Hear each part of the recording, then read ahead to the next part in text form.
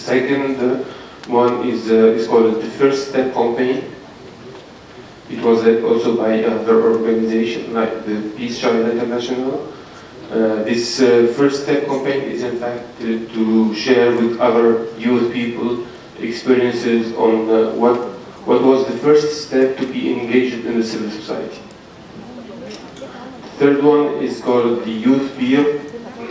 It's, I think it's United Nations experience. I have been involved with them just at the national level. It's youth peer training that help youth people in each country to train themselves to how to be a civil actor. I think those three experiences shows the importance of the usage of the ICT and websites in developing integrating youth. Thank you. Yeah. Then I'll come to the panel members. Yeah, thank you very much. I just have some thoughts about the unifying global issues for youth.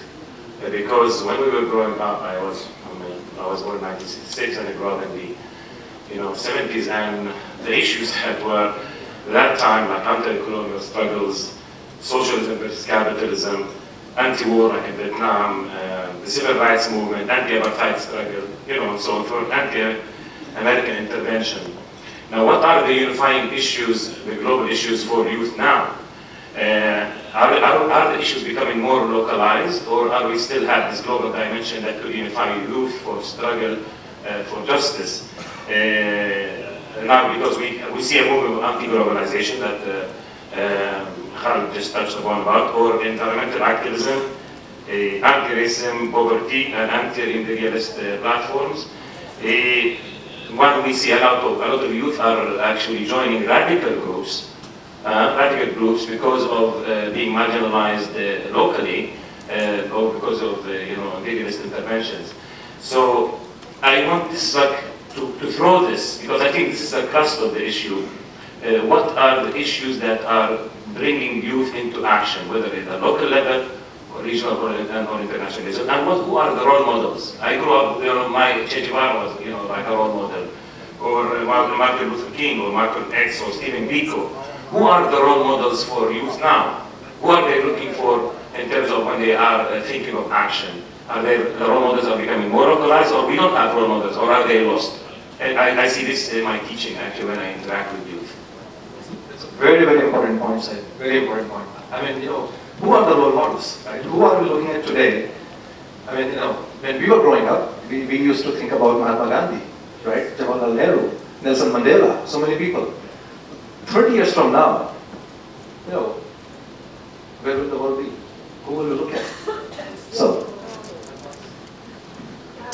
how can youth be more serious? In my point of view, by two things. The first one is to hear the youth, to develop the platform for discussion where they can share their project and their ambition for them government. And the second thing is, for me, it's political. To create a youth session in only in a government institute. In this way, I'm sure that the voices of youth will be shared in only government program. Anyone else from the side? I find that the youth, by and large, are activists by nature. They've always been activists. All revolutions, all kinds of changes, large changes have always been undertaken by the youth itself. And that's primarily because the youth have a lot of hope. The earlier question about working with them is easy or not.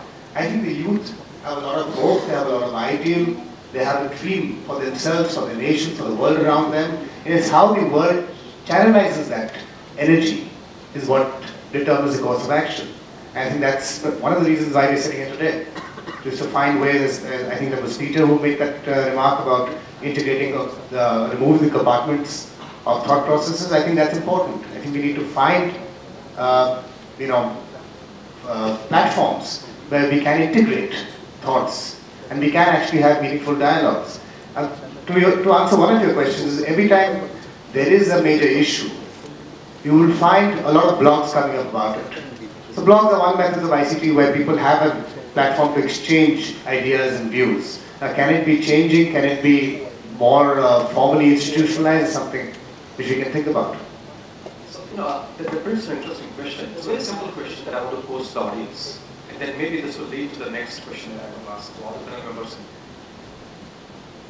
The young people who are spending a lot of time in front of either their laptops or mobile phones or TV, whatever, they listen to news and they think that news is correct, and they act based on that news, right? I'll give you an example from India, a very recent example. Shashi Tharoor, who is also part of UN, he also became a member of parliament, and then he moved to Delhi. He did not have an official residence, so he was staying in a hotel, right? Now, when the news broke that he is living in a 5-star hotel, what media portrayed was, oh, look, our member of parliament spending public money by staying in 5-star, 7-star hotels. Now, obviously, when the nation heard that news, young people heard that news, they overreacted. They reacted in the wrong way. The correct news was that he is not using public money, right? He is using his own money. So, the question that I'm trying to bring out here is, how do we control this misinformation through the ICT tools or media? How do we bring innovation? How do we bring that truthfulness in what is coming out of media? Any ideas?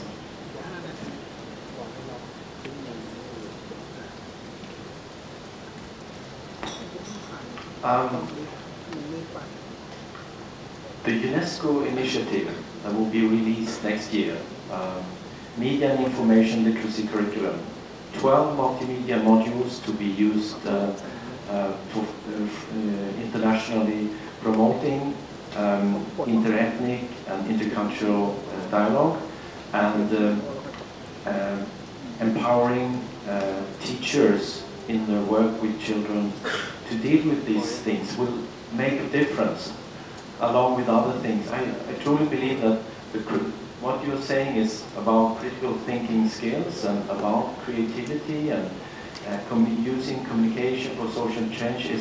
It has to start somewhere. It doesn't have to start only with teacher education, but that would make a difference if it starts there. No, I mean, one very interesting thing that we have done through our NGO, we all use emails almost every second now. While talking, I know I'm getting a lot of emails here. I'm BlackBerry here, right? And the first thing that we do when we get an email is just reply back.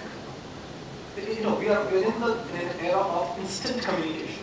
We don't even think what the other person is saying and why he's saying so.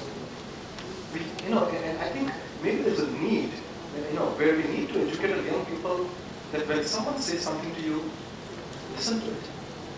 Stop, think about it, and then react, rather than react without thinking, right? So, again, let me rephrase the question to our panel members. How can we use ICT tools, Facebook, Twitter, internet, blogging, mobile phones, whatever? How do we use these ICT tools and mass media tools to educate these young people, the young audience, so that they behave in the right way? They don't sort of some creative ideas. Something that David and Dr. Khan can on the last they say, yes, we have one tool that we can develop which will solve these problems. You want to go for it?